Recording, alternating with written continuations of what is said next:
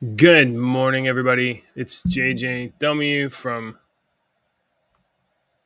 Your Two Dads, and there's Deacon's ceiling of his office. And I was playing with Deacon. I was playing around yesterday. I was trying to find like some other soundtrack to. Yeah, I got plenty of copyright free, royalty free music available. On YouTube, but I was trying to find something that would have suitable mood and spirit for the morning.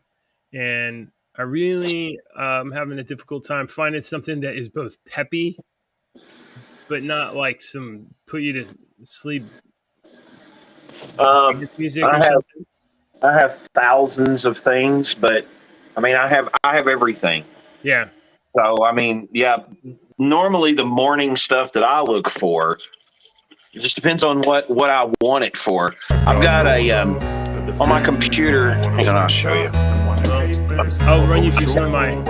This is one of the ones I don't ever slow up, no I don't take sh- I got no love for the fakeness. If you wanna play tough and wanna hate this, I'll always show up and make a statement. I don't ever slow up, no I don't take sh- I got no love for the fakeness. If you wanna play tough and wanna hate this, I'll always show up and make a statement. Everything I do so instinctive and so passionate. Every word I move so descriptive like an adjective. I got a vendetta against people who patented being negative when you should be getting after it.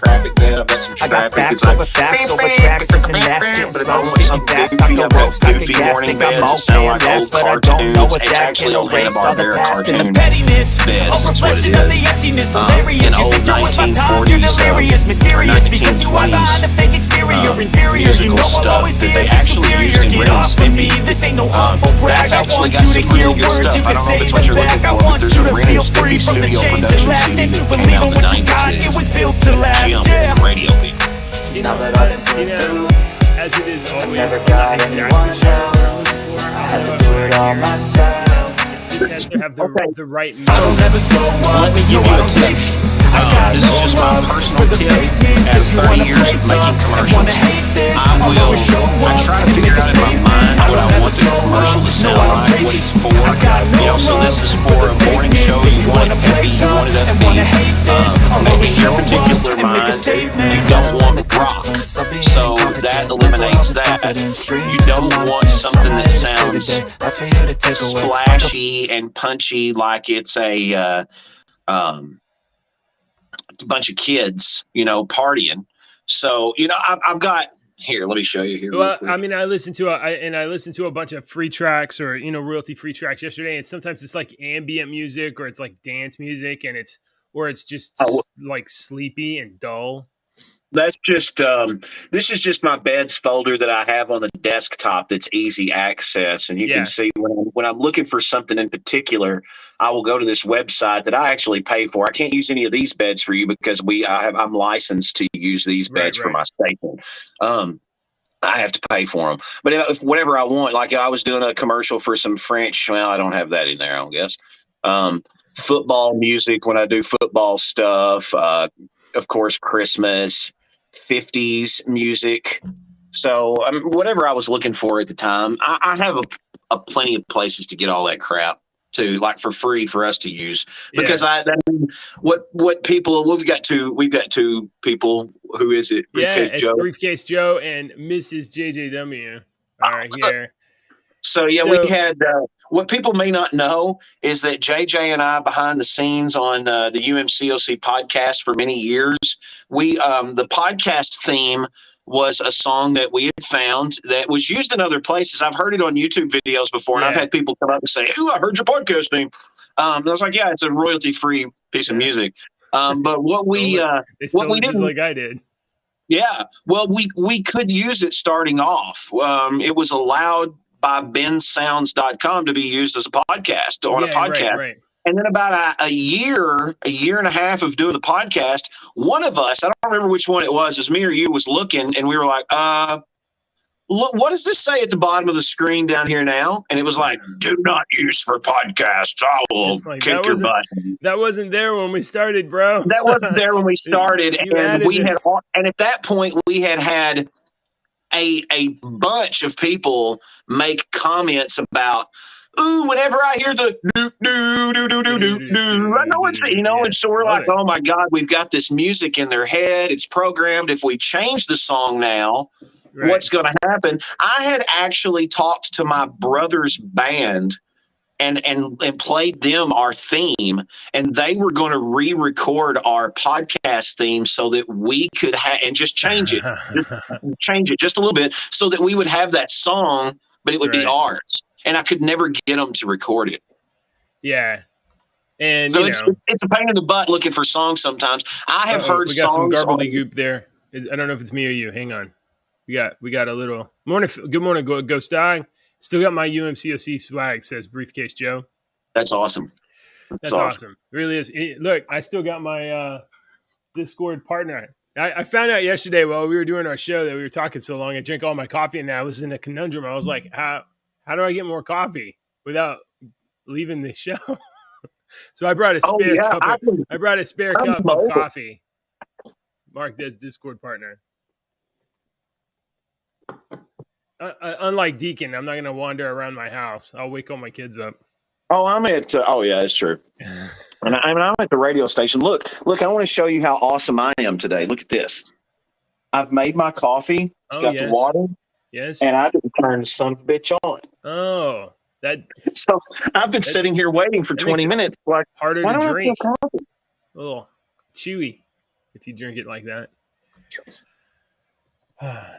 Okay. Hey, so, I thought of something that I thought we should do to start the show. Okay. It was a radio ideas. It was a radio thing that me and my buddy on the morning show did years ago. We would just start the show and say a fact about ourselves. Oh, just it could be a random fact, anything. Just anything. You want me to start? Okay. This might be a good exercise. I am, notoriously. What is the word that describes somebody that just like it tends to encloak themselves in anonymity? I know that I'm putting my face on YouTube and I put my voice on the air, but I do stuff like this to hide who I am. I've gotten that from you. That you do like to keep a. Yeah, I like to keep the shades down, just peek out the window. Yeah. I feel you. I'm okay. And it's probably a deep-seated insecurities that I have about myself, or maybe, I don't know. This is good. This will be like therapy. Okay. You start, and then I'll think of something that's more revealing than what I just said. Okay. Well, I was actually going to say something along the same lines. I am an extreme introvert. Mm-hmm. I am the guy that goes to, if we go to a party, I will be alone.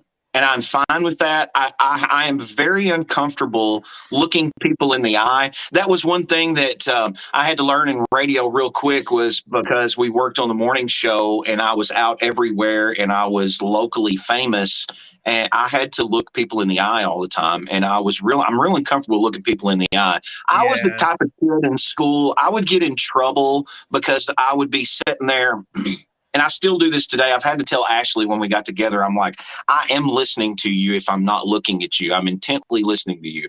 I would sit there and draw in class, and I'm listening to everything that's going on. Yeah. If I'm not looking at you and staring off into space and it looks like that I'm just kind of in my own little world, I'm actually listening to every word you're saying and contemplating, thinking about what you're saying. But I'm an introvert. I've had to learn to be an extrovert because of my job.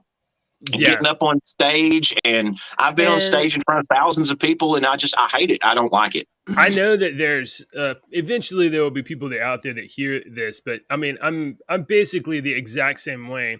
In that I am a like 100% introverted person.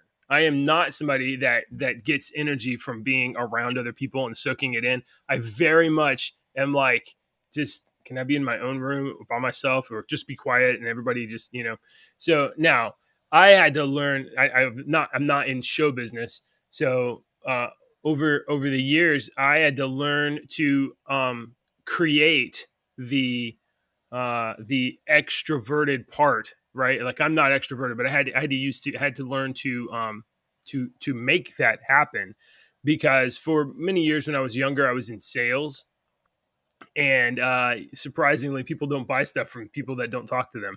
So it was all about learning tools and provide and information, and like turning interactions into like steps that you could be like, find out who they are, find out what they're after, and cultivated the interactions like that. And when my wife and I were dating, she was always like, "You're a totally different person when you're on the sales floor." And I'm like, "Well, that's because like if I don't, You got to turn it on.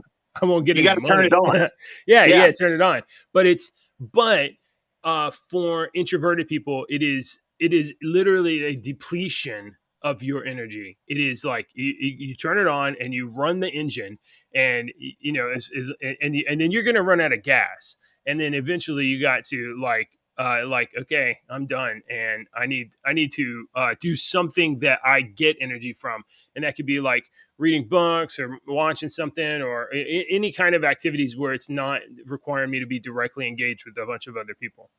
So I'm very, very similar. I think it's funny that Deacon is an introvert as well. My wife often makes the comment about, like, if we go to a party, that very, very soon, and it won't be out of anything other than natural drift, that the whole party will be happening, and then I will just like scoot over, and then I'll be like over in the corner somewhere, totally fine. I've somehow made myself invisible, and sat down in the corner, and I'm all good.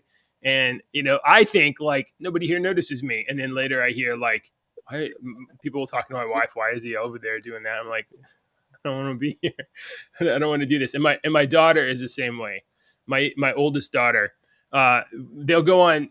She'll take them to like play dates or something to do with other kids, and like all the kids will be playing together. And then my oldest daughter, like you look over and find her, and she's found a book, and she's in a corner reading a book. And I'm like, that's my son. That's Deacon. Deacon. Yeah, that's Deacon. He won't talk to anyone. Okay, so the thing about the theme song and the music or whatever is to just give us an intro bumper cushion. That was my idea. Maybe we don't need that.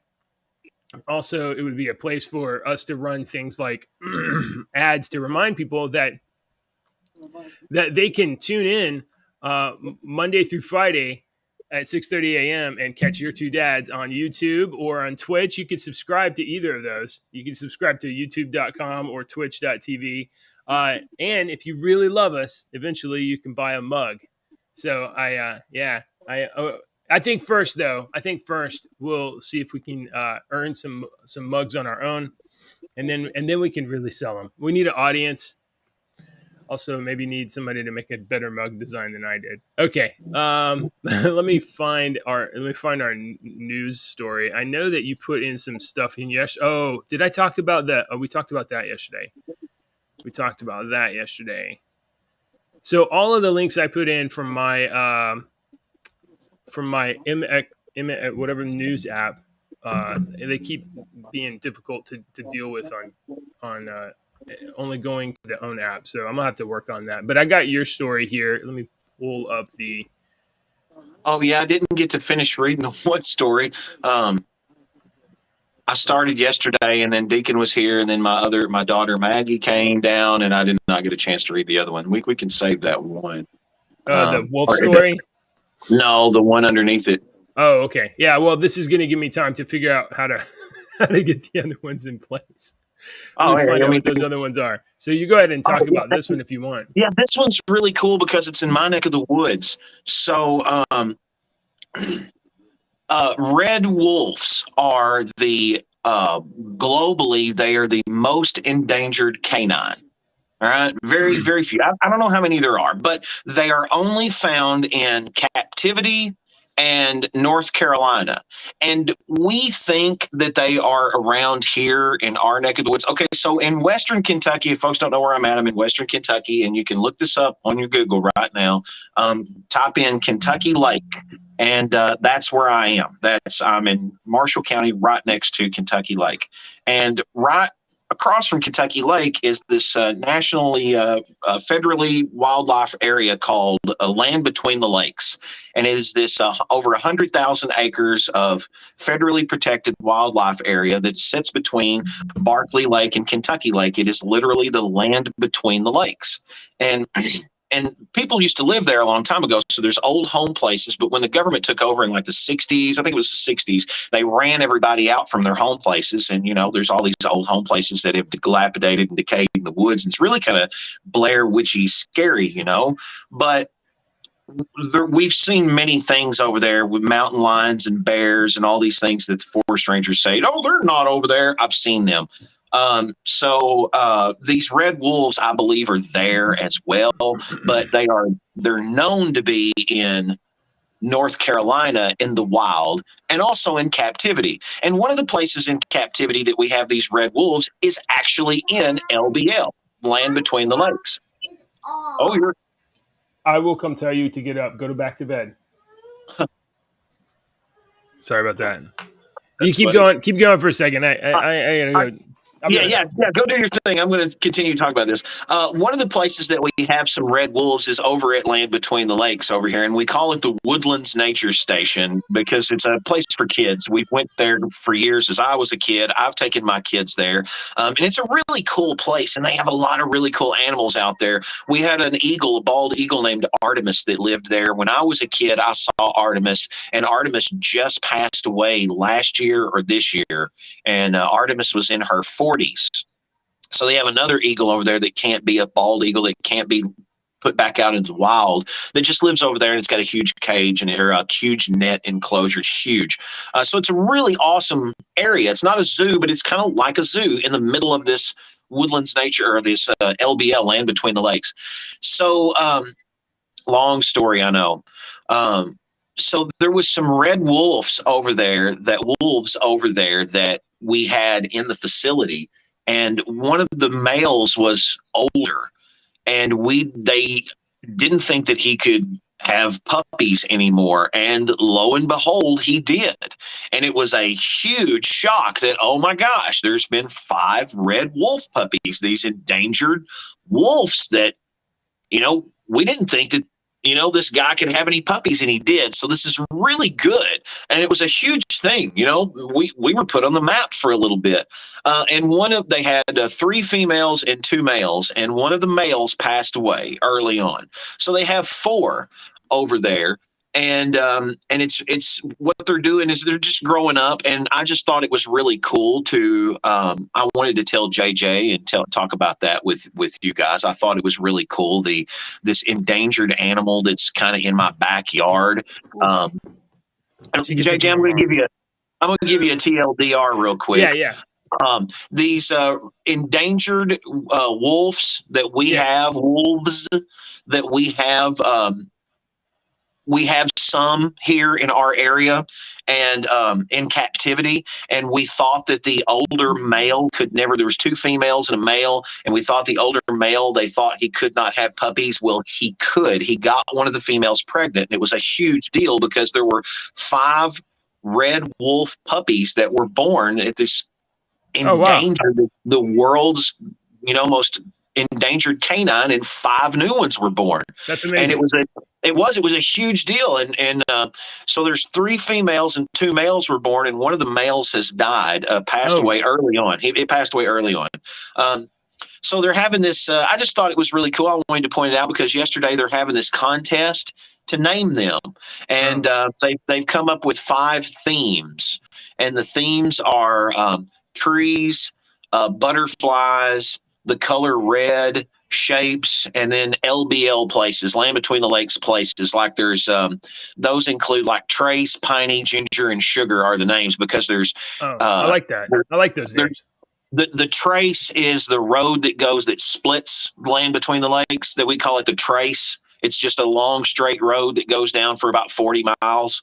And then Piney Lake, Ginger Bay, and Sugar Bay are 2 bays in that area. If you looked at land between the lakes on your Google Maps and whatnot, you can actually see how enormous it is, how many lakes. It is it's our big money maker here in our county. We make millions of dollars off tourists coming to the lake. We have many celebrities have houses over around our lake at some point between us and down in Tennessee. Hold on. I know what you're doing. You are subtly bragging that celebrities around the world come to your county and hear you on the radio. That is. I didn't say that. I didn't say that. But one of the things in radio is if I can get you to think it without me actually saying it. Yeah, that's good. Yeah, you laid the breadcrumbs. That's good. No, I thought it was cool. I mean, I've never seen any of the celebrities, but I've had plenty of friends say. I had some friends that worked at a really nice restaurant over here on the lake, and they told me one time that Chuck Norris was in there. When U.S. Marshals was filmed in our area, remember U.S. Marshals? With Tommy Lee Jones and Wesley Snipes. Oh yeah, the sequel to Joey Pantalone. The sequel to the One-Armed Man movie. Yeah, they were all in our area. It was pretty cool. Ford. Yeah. Okay. Well, this is an interesting story. I mean, the wolves are. I think they look amazing, and that's pretty cool that they are they're saving. At least the species is going to live a little bit longer. Congratulations to the impregnated red wolf, which is I gotta say the most humorous segue to our second story of the morning. A transgender felon transferred from women's prison after impregnating 2 inmates. Who could have seen this coming? A transgender prisoner in New Jersey was transferred to another facility. Tell me more, JJ. This can't happen. No, it's like I mean, as far as I understand at this moment, it's basically like I don't know, an impossibility, like flying away from a black hole or literally swimming 2 miles down with no equipment. I mean, I don't even see how this can happen. So or the story monkey flying out of my butt. So officials moved 27-year-old Demi Minor to Garden State Youth Correctional Facility, a prison for young adults in Burlington County, according to NJ.com. Oh, by the way, this story, let's see, where's my... I started doing this because I'm now concerned that that YouTube is going to just come after me for anything. They're going to strike me for anything. YouTube, this show has been marked as news, and we are giving facts and opinions about news. And this story is NewsGuard certified. So NewsGuard says that this site has 92 out of 100. So, So don't strike me on this. So Minor, who is currently serving a 30-year sentence for manslaughter, was previously incarcerated at an Edna Mahan Correctional Facility for Women, where the 27-year-old impregnated 2 fellow inmates after engaging in consensual sexual relationships. Minor allegedly requested a female officer to conduct a strip search. Yes, please. I'm sorry. According to the July 15 blog post, the request was denied, and Minor recalls crying while complying with the commands. Minor claim, I feel so bad for that manslaughterer. Minor claimed to have come under attack by young inmates who are immature and just plain ignorant. Towards transgender individuals, and alleged to have been referred to by guards as, quote, he and, quote, him more than 30 times. Okay. Which, okay. There's no images here, so I mean, I don't know what to make of this, other than, wrap my head around the absolute impossibility that somehow a a bunch of females in the same place were, one of them were manifestly impregnated. I think It doesn't make sense. Can you explain this to me? I think that's the major worry. That's my major worry. Okay. I'm not going to tell anybody what to do, how to live, how to be happy, whatever. DNA is a weird thing, but my personal fear is, because I have daughters, is that some person is going to take advantage of people, because people take advantage of people, and they're going to. It's like this. It's like I don't want my daughters to use a public restroom. I will, and I'm not saying. I'm trying not to say anything bad about anybody. I'm just this is a concern that goes through my mind because I am a parent, and I'm not concerned about every single person that is transgender. I'm not concerned at all. I am concerned about the ones that should be concerned about, and unfortunately, we can't identify those people. Just like I'm concerned about the heterosexual cis male that is attracted to my daughter as well. I'm concerned about him as well, but I can't identify them as well. You know what I mean? You really should pretty much be in every way possible concerned about somebody convicted of manslaughter or, murder or any kind of violent crimes. It's not the fact that this person was a transgender person that they're to be a concern about. It's the fact that this person is obviously a criminal of some sort. And in society we can we'll say adjust our mores and norms to suit the whims of certain segments of our population. But in something like a prison, you have to put the safety of the prisoners that are there against their will, rightly so.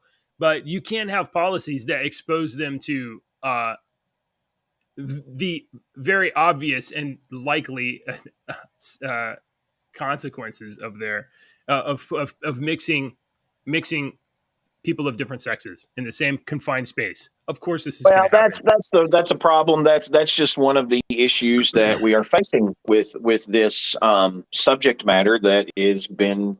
This is something that. Societies have never really dealt with in the past, and our society is actually dealing with. So this is one of the repercussions of something that, when you introduce a new way or a new something into society, there's always learning, and this is going to happen. I mean, people said, "Oh, what happens when this happens?" And they're like, "Oh," and then it happens. So this is just one of those things that I know why you put the story up there. It was like, look, haha. Well, I mean, it was on the Daily Caller, and honestly, this kind of thing is like, I'm sorry, this is the stuff that like we can just talk about stuff that's fun, but like we also have to talk. No, I'm not getting that at all. I'm just. I mean, it is funny. It's one of those. It's one of those stories that from a certain distance, it's funny that you kind of saw coming. You're just like, okay, we're waiting for this to happen. It's a touchy subject because you don't want to. I don't know. It's a touchy subject. No, look. I mean, you don't. I don't think you or anyone else thinks that I want to be having discussions about this sort of topic. This is not interesting to me. Unfortunately, this is like, and it's sort of a. This is. I'm sorry. This is the next story. It's basically in the same category. Like, this is coming from the very top of our society, from the president and from the what our Surgeon General right now. So here's another story. We're going to get out of this quick. I want to move on. President Joe Biden on Wednesday will order his health agency to begin efforts to ban conversion therapy and expand access to gender-affirming treatment after a slew of state attempts to limit transgender health care, particularly for children. So this kind of language, gender-affirming treatment, gender affirming treatment.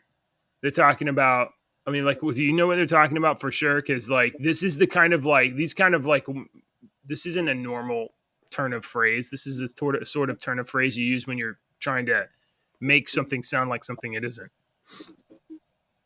The presidency. I mean, like, if you know, tell me, because my thinking on it is like they're talking about like hormone blockers for kids, or what are they talking about here?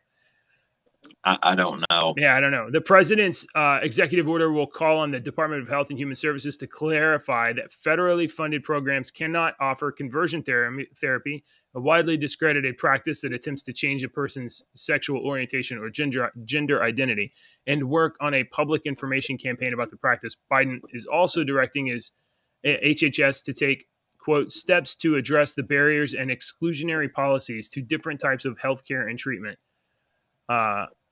I have no room in my heart for hatred, and I have no time for intolerance, but we don't live in a world where everyone feels that way, and this administration understands that more action is needed. The HHS Assistant Secretary for Health, Admiral Rachel Levine. Admiral Rachel Levine. Do you know who this is, Deacon? Absolutely. I know who Admiral Rachel Levine is. Yeah. So I'm pretty sure that gender affirming treatment for children is hormone blockers and other treatments that will either suppress puberty or will actually be surgeries to change them, which in my opinion is not appropriate for children. The human brain does not actually finish growing, and your brain is not ready until you're like 25 years old. Oh yeah, it's literally like 28. Yeah. Until then, like, okay, you're an adult, but your brain's not done getting fixed. So why would you let somebody half that age make a life-changing decisions? Well, I'm going to say this. I think that if they're I think I don't know what I think. It's tough, right? This is what I think. I think that if people are unhappy and struggling with mental problems, identity problems, I hope that they will be strong enough to get help of some way. Definitely. Because every single person struggles with identity problems. I'm 45 years old, and I still look around sometimes and be like, what the hell do I want to be when I grow up? You know? Yeah, right. And I've got kids that are in middle school. I've got kids that are teenagers that their hormones are going wild. I know. I see them. I watch them every day. I listen to what they say about their friends. Kendra, my oldest daughter, she told me the other day, she's like, oh, half my friends that I know, 2 or 3 of them are pregnant. I'm like, oh my God, I forget, she's 17 and, but if you're a kid, this is what we see this I see this in other places. Yeah. Kids, teenagers, man, y'all aren't the first ones to go through crazy hormones and not realize, not know what you are or who you are or who you like, or you're not the first ones, and you won't be the last. Yeah. So you need to don't jump off the bridge, man. Just because you're 14 years old and you're like 15 years old and you're like, life is over. Life is not over. And don't just always realize that I don't want people to get what I said there is the wrong thing because of the subject. Jump off the bridge trend. That's not what I mean at all. What I'm saying is making huge decisions.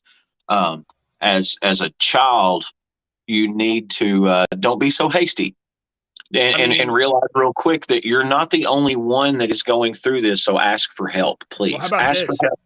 And I don't know. Look, I'm no expert in this topic. My personal opinion, it's probably the equivalent in our day of like when you and I were in school. Like the equivalent was like people discovering they were bisexual or whatever, and it was some of it, not everybody, but for some people, it was the thing that made them different from the crowd. So it was their identity anchor that they could. Yeah, because at our day, it was starting to be accepted to where it wasn't a big deal. We had a couple of guys that were in our grade that were pretty, for lack of a better word, flamboyant. Yeah. And I mean, I was friends with them. Hey, give me just a second. Yeah, right. So, neither Deacon or I are intending to be in any way. I don't know exactly how to say this. We're not meaning in any way to be disparaging of young people that are going through this. I am of the opinion that they don't have to be going through this, and when you're that age, especially when you're that young, when those hormones and all that stuff are happening to you, everything feels like it's happening to you. Everything feels like you don't have any control. But anyway, the kind of policies by the state that would allow something like gender affirming treatment on children, absolutely mind-boggling. And it should, and at the very least, should be left up to the states to determine what is right and wrong. So that's going to be something I will always adhere to, is that, I believe in the Republic, and I believe in we are not one country. We are 50 different countries. And that's kind of issues, these kind of like, despite whatever Miss Rachel Levine says, there is no medical consensus that this sort of stuff is the right sort of treatment for young people. All of this stuff emerged in the last 10 years. And there's a lot of people that have been harmed by this sort of treatment. They are young, and they take on these sort of, they think this is the thing they need to do, and they take these sort of medical treatments, and then they finally come out of being 15, 16, 17 years old, and they, start to be closer to 20, and they realize they made a terrible mistake, and you can't unring the bell. So just don't do stuff to yourself that is permanent. You will get through the difficult part of your life of going through being a teenager. You're going to get through that. Yeah, Deacon has a tattoo on the back of his leg of something. What's going on there? Yeah. Oh, you said don't do anything in your life to yourself that's permanent, and I'm like, dude, I got. Hey, you don't have any on the face. Like the leg is okay. You can get by that. You start putting them on your face, and you're like, you're all in. You're not getting that. That's true. That's true. All right, so let's get off of that stuff. I don't really enjoy talking about that and stuff, but those two big stories are like, there we go. So let's talk about something fun. Thieves steal over 100 million in jewelry from an armored truck near Los Angeles. The valuables had just left the International Gem and Jewelry Show. This story is also NewsGuard certified. I don't expect anything violent or shocking to come up here, but in case it does, YouTube, I'm reading the news. A Hollywood-style heist took place near Los Angeles last week. In the early hours of July 11th, thieves in Southern California made off with millions of dollars worth of fine jewelry and gems, reported the New York Times. The merchandise was being transported by a Brinks truck from the International Gem and Jewelry Show in San Mateo to another trade show some 370 miles away at the Pasadena Convention Center. The armored vehicle was robbed in the desert city of Lancaster in northern Los Angeles County early Monday morning. Laura Miller, a spokeswoman for the FBI in Los Angeles, told CBS News the exact number of pieces that were taken remains unknown, as does the total value of the items. In reports to authorities, victims of the theft estimated that the worth of their stolen assets ranged from $100 million to $150 million in a truck. Holy moly. Guys, it's $150 million. Get two trucks. Get two trucks. Get two trucks. Maybe get three trucks. You can afford it. This is awesome and crazy. It's $150 million worth. worth that anymore, though. I mean, and That's a good point. I'm the devil's advocate. This is me. This is what I do in life. Actually, sir, this is $150 million in merchandise, a hard asset. That's probably as the value of our dollar bill tanks, and as they print more and more dollars, that those hard assets will increase in value. So it's better to have your money in stolen jewelry in jewelry than in dollar bills. Okay, so let me just give you a hypothetical situation here. You have $150 million in jewelry that is going to go up in price. You definitely have that jewelry insured. You steal it from your own armored truck. I hear it right now in his voice. It's an inside job. You have the jewelry yourself that you can sit on for as long as you want because you've just been insured and paid for the theft of your $150 million jewelry. And now you know that your $150 million jewelry that you're going to have to sit on for 10 or 15 years is only going to go up. So, I mean, I'm not an idiot, but I'm not a mean person. I have a conscience. I have this little voice. This is the truth. I have this little voice in the back of my head that tells me shit all the time. I mean, that's just the truth. I have this voice. It's like, hey, dude, that's not right. You know, that's not the right thing to do. You know, and some people just don't have a conscience. Hand in the garbage disposal. Yeah, things like that. No, it's more like mine is always. I'm one of those people that I have to make sure everyone else is comfortable, you know, before I'm comfortable. Everyone else has food before I have food. You know, I don't know. I'm just one of those people. My mom was that way. That's like an ingrained thing. Ashley's pointed it out. She's like, go. And I'm like, I can't. You know, I want to make sure everyone is through the door and then I'll go through the door. I don't know. It's weird. Okay, so I will say this. Let me see if we got any more. I think that's pretty much it. Swanson added, from her understanding, 25 to 30 bags were taken off the truck and 18 vendors were victimized by the robbery. FBI is working with local police authorities to gather information and investigate further. So as I understand it, this vehicle left San Mateo, to be honest, wherever that is in California, because I don't care, and was traveling to Pasadena, and halfway through in a desert city of Lancaster, or desert city. So desert city, it was hijacked or robbed. So how would it be robbed? So were they forced off the road, or did they stop to eat at McDonald's? You know, like they stopped and got ice cream. It's hot. So do you think it was possible that somebody saw this Brinks armored truck rolling through Lancaster and hold on, you got to weigh the possibilities. We don't know. So the Brinks truck could have been rolling through, and then they stopped to get something to eat, and a couple guys were like, "Yo, I'm pretty sure." In that truck. Or do you think it was planned? I don't know, but I would just educated guess would be protocols would say that if you're driving around with, you might get fired if you stop for freaking Burger King. You know, I don't know. I don't know. It's 370 miles without stopping. That's a long drive. 370 miles. Let's find out. 370 miles. That's 4 hours. 5 hours. Directions from here to Pasadena. I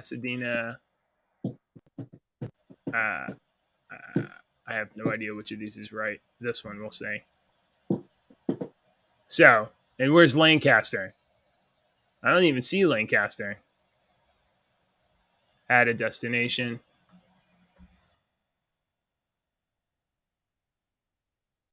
This is the kind of hard-hitting journalism that you don't see everywhere else. All right. Oh, wow. Hold on. They were almost there. Look at this, dude. They left San Mateo. They drove all this way. And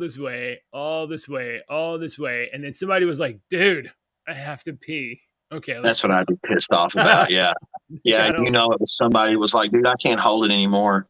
We got it. We almost got there. Oh man. Or me, let me tell you, since getting diabetes, if my sugar gets way up, there's Hold on now. sometimes I call it diabetes bladder, and people with diabetes will understand this.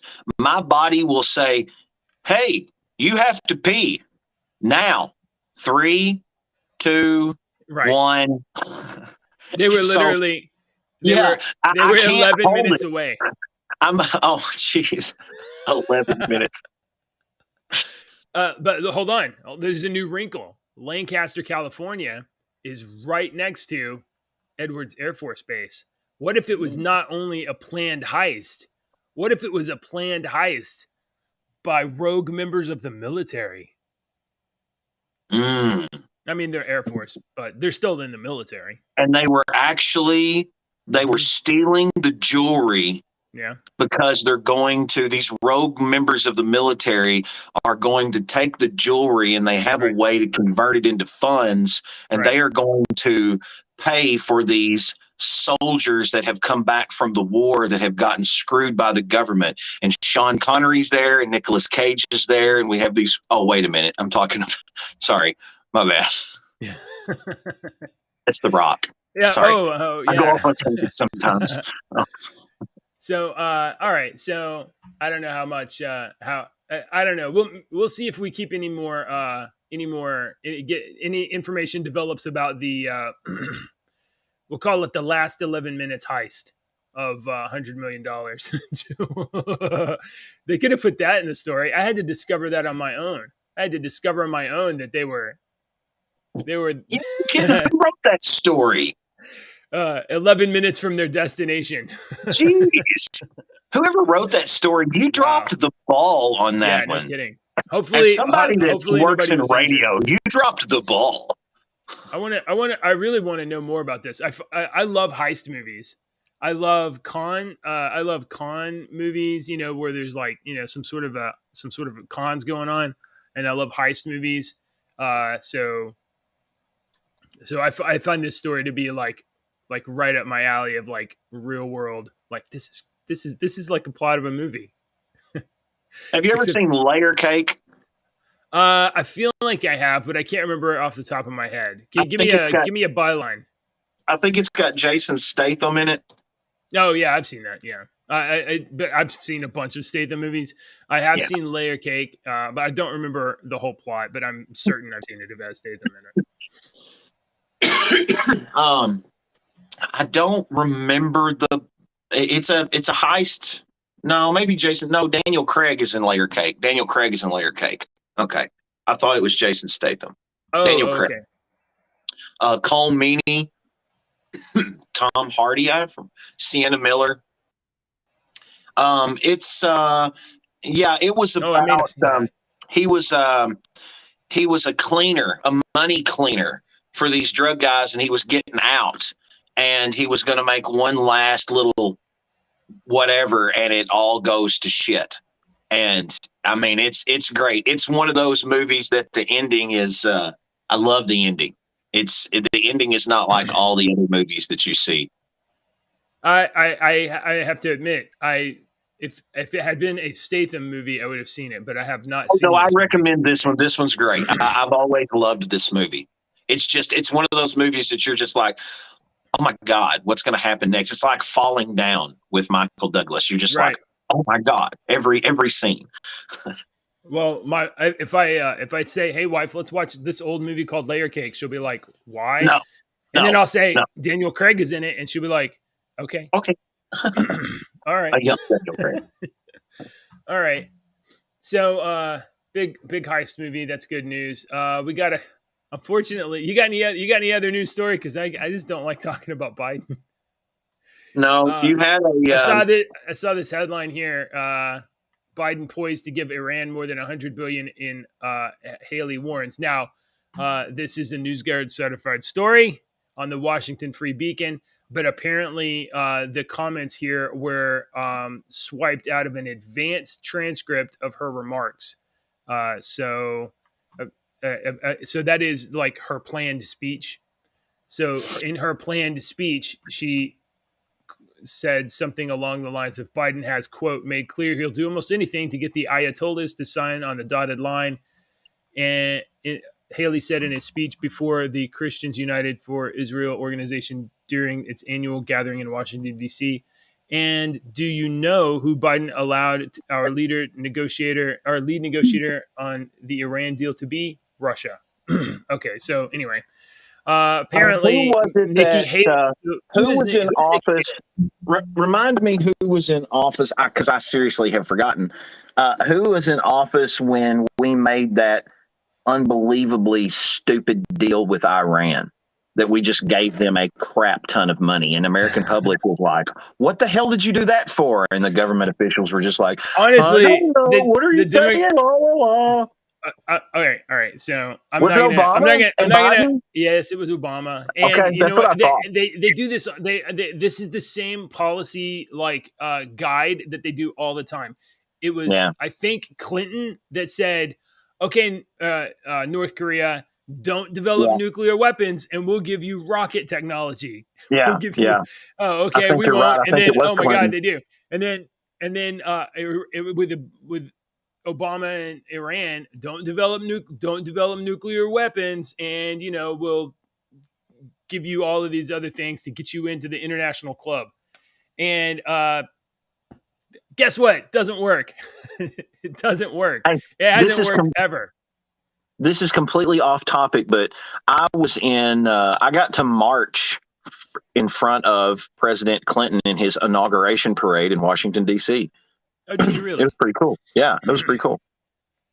I have a yo-yo from the Clinton presidential library, and it was gifted to me by my college professor, the late Dr. Collier from Stephen F. Austin University. So he was a presidential scholar, and he got it at the Clinton presidential library.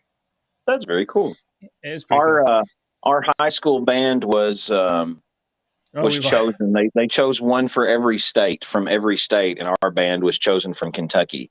And so we got up there. It was a crazy deal because we waited all day long for nothing. It was literally hurry up and wait. And I can clearly remember they told us that the parade route wasn't going to be that long, but it was 5 times as long as it was. It was 8 miles or something by the time we were done. And I remember signs on the side of the road as you were getting close to the bulletproof box where the president was and stuff. And the signs on the side of the road that you could see were made for the parade people. And it was straighten up, you earn your honor here, the president is up ahead. It was bitching you out. It's like your grandma. It was straighten up, the president's up here, and hold your shoulders back and stand up straight. Oh shit, I missed my break. Uh-oh. All right. Yeah, I don't even want to read this other story. It's enough of the really incendiary stuff. You know what? So I need to sit down if I'm on a big screen. I like to pace when I talk. Yes. Yeah. Okay. So I was going to save this for tomorrow, but I'm going to pull it up now because I kind of want to start leading us into content for later this week. As you know, I'm sure you're just on the edge of your seat waiting for coverage from San Diego Comic-Con to start bleeding through the news. San Diego Comic-Con is this weekend from the 21st to the 24th. And along with, there's a lot of comic book companies that are not going to San Diego Comic-Con, and we'll talk about who's not going in just a second. But someone who is going to San Diego Comic-Con is your buddy and Twitter interactive person. What's the word for that? He chats. He's talked with you on Twitter. Your buddy Rob Liefeld. Twice. He talked to you twice. Twice now. Jelly. Yeah, we're besties. Yeah. You're probably his best friend in Kentucky for sure. I'm probably his biggest fan in Kentucky and the United States. I don't mean, me and you've talked about this before. I like Rob's art because Rob was I was introduced to comics around that same time. and I read New Mutants, and Cable was such an awesome character, and I loved Rob. He gets no recognition for his ability to create characters and teams. He's one of the best. I'm sorry, he's one of the best at creating characters. He really is, and not like completely fleshing out the character, but giving you a solid foundation for this character, a solid foundation for the character that someone else can take the character and kind of polish and make it who we've seen, today. And Rob doesn't get any play for the great characters that he makes. I like his artwork. Is it the best? No. Does he have flaws that I see? Yes, but every one of them does. I hated who was that artist? Everybody went crazy for this freaking artist in the 90s. And I hated his freaking artwork. I was like, I could do that. I can't remember who it is now. Maybe it'll creep up in just a second. So let me. Yeah, it will. I always remember his name. Let me get the facts out for the audience here. So, so Rob Liefeld, famous, one of the co-founders of Image, right? Yeah. The linchpin designer of Deadpool and Cable and X-Force from 1992 or so era. When he left Marvel and went to found Image, he created several new comic book titles, including Youngblood, Brigade, and then later Prophet, and probably some others. So Bloodstrike, Supreme. Yeah, like Supreme. Yeah, the Supremes. Yeah. So unfortunately, Mr. Liefeld made a bad business deal in the late 90s, early 2000s, and he lost the rights to half of his own properties. Come here. Blood Wolf. Do you remember Blood Wolf? I do remember Blood Wolf. Space. Okay. Yeah. This is not Showstopper. This is my other daughter. Here comes Showstopper. So what this is Rob Liefeld has, since he doesn't have the rights to half of his properties anymore, what he's done for this, I think he still has the right to Profit, is he's released a remastered edition, which appears to contain the new artwork. Let's use quiet voices for a minute. It contains new artwork, basically redrawing all of the original #1 issues. So, well, that's awesome. So the issue that started all, Prophet #1, remastered by some of today's top comic book talents. Prophet made his first appearance in 1992, electrifying fandom, and we are celebrating and commemorating his impact with a star-studded roster of illustrators, creating a all new magic and fresh new pages for this commemorative 30th anniversary issue. So it's been 30 years since Prophet was first printed. And you can pick this up at your comic book store tomorrow, Deacon, for $3.99. You can see there are a lot of artists that are contributing artwork to this project, not the least of which is Ed Piskor and Jim Rugg, who you can follow on oh my gosh, the name is, there's a YouTube show. I'll come up with it in a second, as well as Dan Fraga and Kenneth Rocafort. So Kenneth Rocafort I talked about the other day on my on one of my other shows. So this is $4, and it'll be a leap back 30 years for you. But if that's not good enough for you, he has some signed variants of the 30th anniversary special, which you can pick up for only $120 on his website. And let me show you this that I noticed yesterday. Can you see this? Let me make the screen just a little bit bigger. Let's make sure that you can see. I did not know that a edge on his chest. I can't see that right there in the middle of the very center of that image. Do that. Okay, I'll let you get that on your own. So for $120, you get a signed variant edition, and he's Rob Liefeld is going to be at San Diego Comic-Con again, and he has some special aluminum foil editions of the Prophet #1 remaster. It's some special edition ones he's going to have at San Diego Comic-Con this weekend. Okay, tell me what you think about Prophet if you remember it. I'm trying to see what you're seeing on his chest. Oh, okay, here. I'll throw it in the chat. The cable straps and pouches? No, it's more like in the center, left center side. The little metal thing? A little metal thing attached to his body. Just I don't know. Oh, I see. I think I see what you're saying. Did you just do that? Oh my goodness. Did you just do that on your desks? He has a nipple ring. Prophet has a nipple ring. Oh, I don't see it. Oh, he does? Don't say that.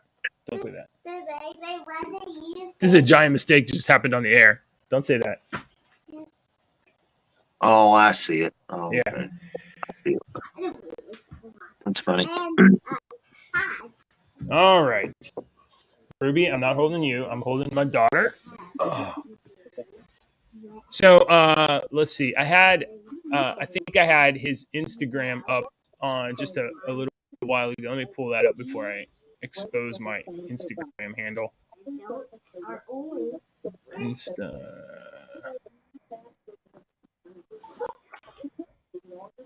Oh, did you ever read Prophet? I think I had the first couple of issues, but it didn't really. There was so much stuff coming out at once that I couldn't read everything. I collected everything, but I just didn't read it, you know? Yeah, I mean, honestly, that was pretty much the experience I always had with Rob Liefeld. You buy 1 or 2 issues and then follow up.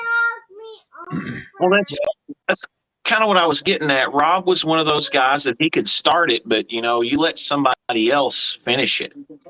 Yeah. You know, and that's what he did with X-Force. I mean, he didn't write hardly any of X-Force. It was Nicieza, Fabian Nicieza, who wrote a lot of that stuff at the very beginning, you know.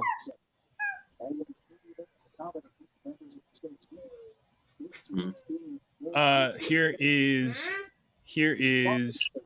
Rob's Instagram post where he's posting basically these Rob Liefeld variant covers.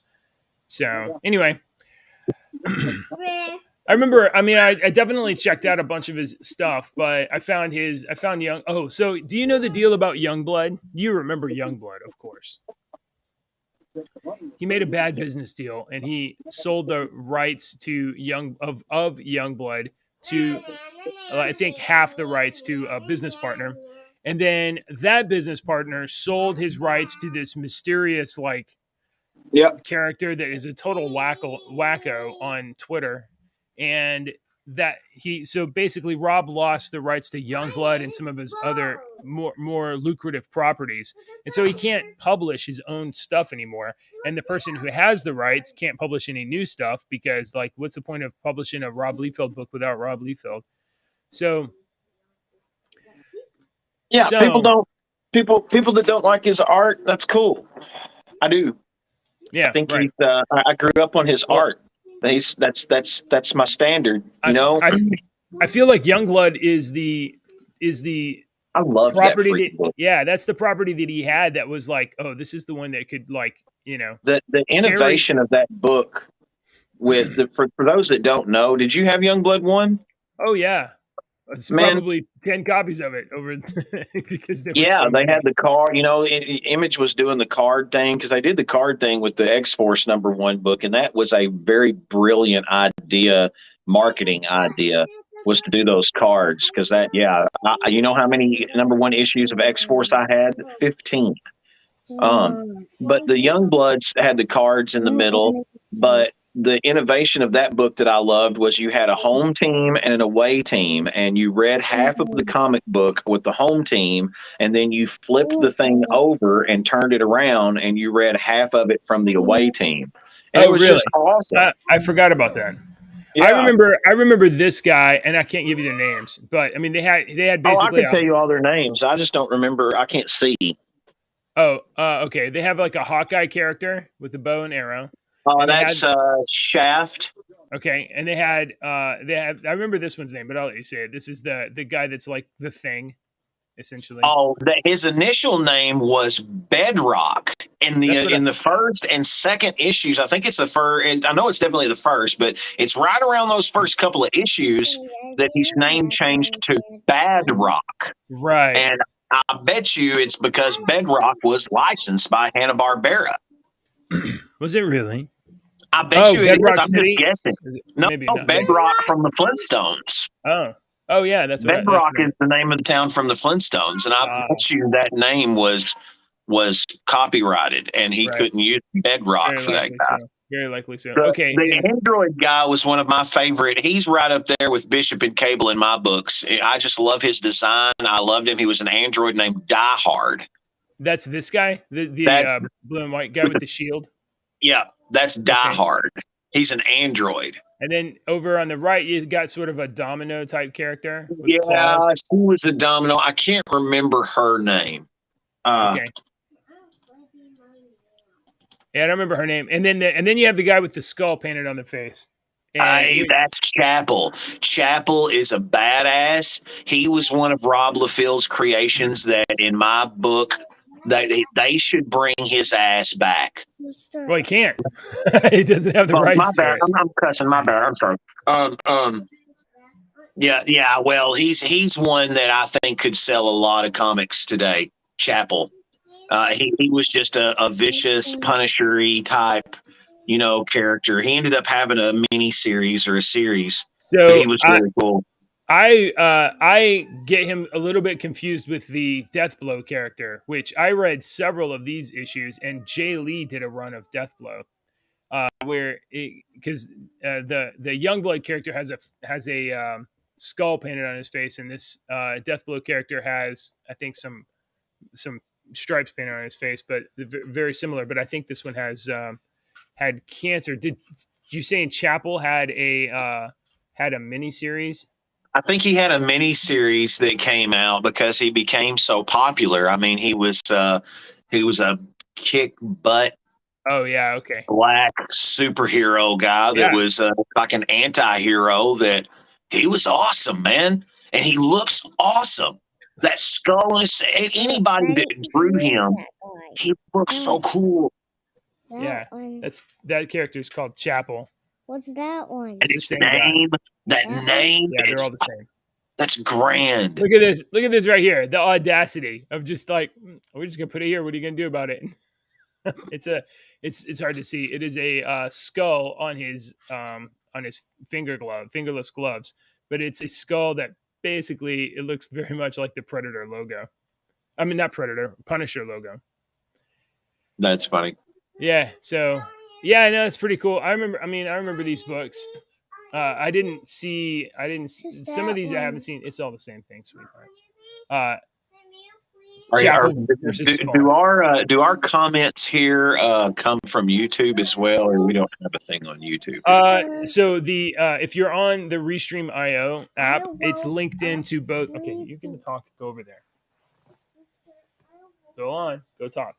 So the Restream is linked to Twitch and to YouTube. So actually, if people chat on either side, it brings it into here. And if you respond with the R, it'll post your comments in both.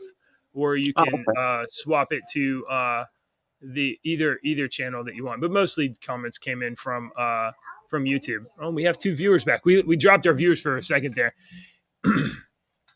Anyway, so yeah, back to what I was talking about. San Diego Comic-Con is happening this weekend, which means we might get some interesting pop culture stuff to talk about as info gets released and trailers get released and whatnot. So we'll have some more stuff to talk about than the what topic that we really don't need. This is Showstopper. Say good morning, Showstopper. Good morning, Showstopper. No, you're the show. Okay. So I'm looking forward to having some trailers. We probably get to watch some trailers. Have you seen the trailer for She-Hulk? Because She-Hulk is coming out soon. No, I haven't. I did watch the end of Miss Marvel, and it was really awesome. I thought it was great, and honestly, I would recommend it to when the girls get a little older, so they can understand more. Because when little Kamala Khan gets her suit there and she's standing there posing, man, she looks really awesome. They did a great job. I can see her being, having posters in little girls' rooms and stuff. Okay. I think that's great. Yeah, I thought they did a great job with that series, man. I loved the Kamala Khan series. Well, I'm glad you liked it, and I consider that a ringing endorsement, because the only thing that I had heard from otherwise was people that were just abused all the way around. No, I don't have an opinion one way or another, and that's why I told you my opinion's coming from a 45-year-old dad, father of 5. Right. White Southern male. I thought the show was freaking great. The cinematography, the production, the acting. I thought it was great. It was a really good show, and the people that are hating on it are just hating on it because that I think they need a hug.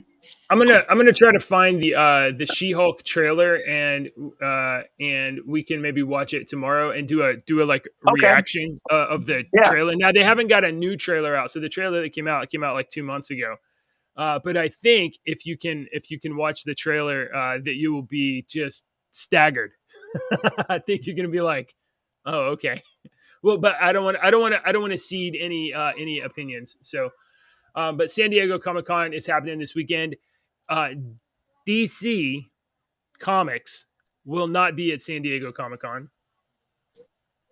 Oh. And, yes. I have 2 minutes before I have to go on the air. Okay. We're wrapped up here. And I think New York Comic-Con comes up later this year, and Marvel Contest of Champions will not be at New York Comic-Con. I've heard that. I've heard that they're not going. That's not a good sign. And I don't know if I would take that as a bad sign, like doom and gloom, because but them not going to New York Comic Con being, real close as they are. Yeah. Yeah. I mean, well, not only that, they also canceled the Summoner Showdown for 2022. Yeah. I saw that. That tells me, that makes you a part of a very elite group of summoners. Oh yeah. Well, it makes me think that marketing dollars are not available for Contest of Champions this year, which means either revenues are down or revenues are down. How often have we played? Right. Exactly. Right. So I mean, I am 100% sure that revenues are down, and they're probably having a tougher and tougher time accumulating customers. And of the customers that are accumulating, if they keep things at the same price and all the expenses are going up, then, basically it's it's things are getting tighter and tighter for them. And, this is the nature of things. So, anyway, so I'm of the opinion that the contest isn't doing too well. So they're not going to New York Comic-Con. They never go to San Diego Comic-Con. They never go to San Diego Comic-Con because it's too far to go or whatever. But so Marvel Comics not going to Comic-Con. And I don't know, comic book industry's traditional comic book industry. People are sick. People are sick of comics. They're sick of superheroes because the movies shoved it in our face so much that we've liked it and we've loved it, that they're sick of them. They're sick of them, and they're going to keep doing it because you have to beat a dead horse until that's just how we do things. We beat dead horses. All right, hang on. I gotta go. Yeah. Okay. Sorry, I ran that out too long. So thank you for watching, everybody. It is 7:30 in the morning. I will remind you that we host this show Monday through Friday, weekdays at 6:30 in the morning, where we talk about politics, news, pop culture, the stories of the day, and to help you get your day started and maybe have a little humor in your outlook on the news. But this is our Monday through Friday show. We are your 2 dads, and then on Sundays I am doing at 2 p.m. I also do a drawing show, and anybody is welcome to show up. And I don't know, I'm probably gonna for the Sunday show, I'm probably gonna maybe open things up if people show up where they can either also draw on the show, or jump in and have chats or whatever. I'm not sure yet. I'm still evolving this idea. And let's see, what do we got? We got Monday through Friday. I need to cover all the basics, right, Deacon? I need to cover if you haven't already, please hit subscribe on the YouTube, or if you're watching on Twitch, follow on Twitch. I think that's how it works. Either way, leave a comment or participate in the live chat. If you participate in the live chat, we're going to put it up on screen. And much like we're going to do here, and remind you from Briefcase Joe still says, quote, "I still have my UMCOC swag." And also, good times, fellas. Briefcase Joe, we appreciate you checking us out. And Ghost Dog, I see you were in the chat this morning too. So Ghost Dog said, "Morning, fellas." And yeah.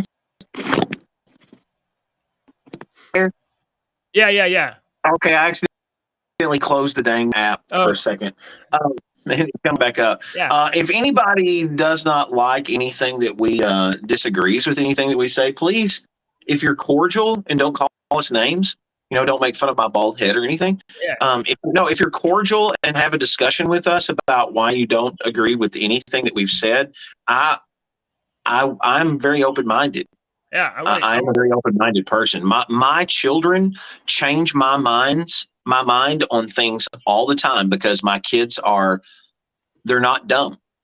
And I think we as adults, I think parents, I definitely grew up in the era of I had an opinion, and I was smart on things, but my parents automatically adults dismissed me. My mom didn't, but adults dismissed me because I was a kid. And I've learned that these kids today are smart, man. So yeah, if you disagree with us on anything, let us talk to us, and we'll definitely keep it open mind. I also want to say, I'm not going to advertise the Discord server here, because it's really not for this. It's just the place where I am. But if you happen to know where the Discord server is, and if you want to drop stories for us to cover in the news, like if you see something, then you can head on down to the secret JJ channel and drop stories in there, and we will cover those. Otherwise, please leave comments in the stream, or leave comments on the video when it plays later, and we will start to try to incorporate those. Maybe we'll adjust that a little bit in terms of being able to get information to us if there's something you see that you want us to cover. Otherwise, it's just the things that I see that I think are interesting, or the things that we see during the day that we're like, hey, dude, let's talk about this. This is cool. Because once again, this is just me. This is just two buddies talking. Yeah, that's all streaming. that's happening. Just streaming. I'm gonna throw this over. Let you see this for a second here. So and then we'll go. So this is my desktop. So this is kind of a preview of what happens on the Sunday show. This is my that wasp that you saw is reference for this piece that I'm working on, which is my Cyberfrog Salamandroid poster that I'm working on. So here, this is Ethan Van Sciver's Cyberfrog with his guns out, and then over here we have Salamandroid in the back, and we got this nasty looking Vespus wasp thing. And last weekend, I was working on this. Look at this. Got this wasp with his mandible torn out, and it's all awesome. Smashed up. So I'm wrapping up this piece, and I started working last Sunday on a trading card for Art Thiebert's Black and White Volume 2. So these are the roughs that I roughed in on Sunday. So next week we'll probably start doing something like initial inks or something like that. So if you like art and you like comics and you want to talk about stuff, and even if you want to draw, show up on Sunday. And if you get yourself ready to draw, aim a camera at a piece of paper or do something on the computer, I'll even throw a link in, and we can draw at the same time and have a chit chat. And that invitation is open to anybody that's interested in that sort of thing. So that's our Sunday. That's a Sunday show. So this is our weekly schedule. And during the week, when I can find a minute or something, I might drop in and do like some drawing. like this weekend, my wife's taking the kids out of town, and I'm gonna have a little bit of free time, so I'm gonna probably drop in and do some live streams. So make sure to hit subscribe, hit the alert button if you're interested in that sort of thing. Join us Monday through Friday. Join us on Sundays. Join us when we drop in, and we appreciate you watching. Really do. And Briefcase Joe, good morning. Ghost Dog, good morning.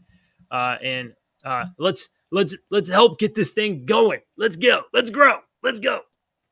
That's all I got to say. All right. Anything for you, Deacon? Look, Deacon. Here's the goal. We get enough subscribers that I can maybe get monetized, and we can make if we can sell 3 mugs to somebody, that'll be enough. That's $4,000. I don't know about that. If we can sell 3 mugs to somebody, that'll cover the cost of purchase and shipping for me to send you a mug, right? So there's your incentive. If we can sell 3 mugs to some viewers, so we need viewers, and then we need viewers to buy a mug, then I'll send you a mug, and it's like that shoe company, right? You buy a pair of shoes, and then the pair of shoes goes to an orphan in Africa, or you know what I mean? It's like that. Somebody buys a mug, I send the Deacon a mug. Yeah, see, because I had my wonderful, awesome Stormtrooper helmet mug that's huge. Yeah. I mean, this holds like a gallon and a half of coffee. And I moved my phone one day. I just kind of grabbed my phone with a swiping motion. I know yesterday it didn't have to. When did you move? When did that happen? Oh, it's been a couple of years now. I just can't throw away the mug. Ashley's got me another mug that says Deacon that she handmade or she hand painted. And it was really nice, and I've got it at the house, but I like it holds like 2.5 cups. I've got another huge Captain America one that kind of looks like the Doctor Who one there. Is that a Doctor Who one? Yeah, this is a Dalek mug. Yeah. I was rocking the Dalek mug this morning. And a couple times already, you've seen me drinking out of my Contest of Champions mug, right? Oh, yeah. So my Contest of Champions mug, I got at the Disney store 4 or 5 years ago, whenever Thor Ragnarok came out, got it at the Disney store. It was my favorite mug for over a year. And then something happened, slipped, and it shattered. And for 2 years, I was just like, I miss my mug. And then one day I was like, maybe I can find it somewhere. Cause it was like, it doesn't exist. You can't buy the Contest of Champions Thor mug anymore. And I think it was like Mercado or something like that. I found some website where somebody was selling old stuff, and it was full price, but I was able to find one mug in the entire world that was the exact same Contest of Champions mug, and I was able to order and replace it. And now I'm very precious with it. I'm always very careful to hang it on the rack, and I'm always very careful, because when that one breaks, I'm going to just be heartbroken again, because it's my favorite mug. Okay. Well, I was trying to find here real quick. I had a great mug that Ashley bought me that you would recognize, but I'm not going to go through. I thought maybe I could find it on my Twitter page real quick, but I can't. It was the Dork Lessons, because you're a Contest of Champions player. Oh, yes. And Dork Lessons, Dave, we love Dave. What a freaking, I mean, when Dave first come on the scene, we were like, this dude's got talent coming out of his freaking ears. Yeah, I mean, it honestly, my head and shoulders above the competition for the market. Dave, you're right. Unreal. Dave was like 6 levels above what anybody was doing, and it showed. And Ashley got me a Dork Lessons mug that I used all the time, and the dang thing broke. Yeah, and I took a picture of it when it broke. And I had it on my, I posted it on Twitter, and I tagged Dave, and I was like, my favorite mug broke.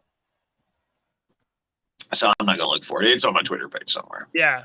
Well, maybe we'll see it another time. All right. Yeah, so anyway, Dave's production was good. Now we're rambling. We got to end this show. Yeah, we got to go. We got to talk about so much stuff. Thank you for watching, everybody. We appreciate you showing up. Like this video, share this video, tell people, tell your friends to come make fun of us on the air. If they make fun of us on the air, I will read it and agree with you. We'll see you tomorrow. Goodbye.